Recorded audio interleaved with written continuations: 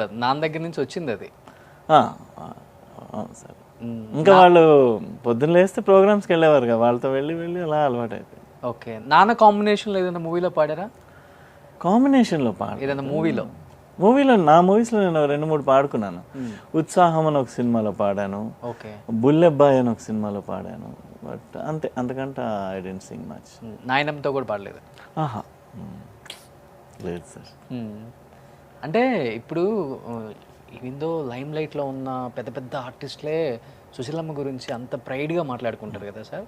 అంటే ఫ్యామిలీలో ఎలా ఉంటుంది? సుశీలమ్మ ఇన్ని సాంగ్స్ పాడారు, కొన్ని వేల పాటలు, అండ్ ఆమెకున్న యూనిక్ వాయిస్ ఎవరికి లేదు కూడా. సో అంటే జానకమ్మ వాయిస్ని మనం ఈజీగా క్యాప్చర్ చేసి తెలుసుకోవచ్చు ఇది ఏమది అని.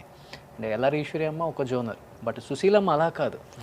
అసలు అన్ని జోనర్స్లో అసలు ఆమెను మించిన సింగర్ ఇంకా పుట్టరేమో అని ఎలా పాడారు ఆమె. అవును సార్. ఇంట్లో ఎలా ఉంటుంది అట్మాస్ఫియర్ అసలు ఆమె వచ్చినప్పుడు కానీ? ఇంట్లో ఒక దేవుడిని చూసినట్టు చూస్తాను సార్. మా ఫ్యామిలీ మొత్తం అటు ఇటు, అటు జనరేషన్స్ ఇటు జనరేషన్స్, నాన్నమ్మ అని ఒక సైలెన్స్, ఒక భయం, ఒక నిజంగా దేవుడు వెంకటేశ్వర నడుచుకుంటూ వస్తే ఎలా ఉంటుంది ఇంట్లో, అలానే ఓకే, ఒక భయం, ఒక భక్తితో. ఎందుకంటే we know what she is.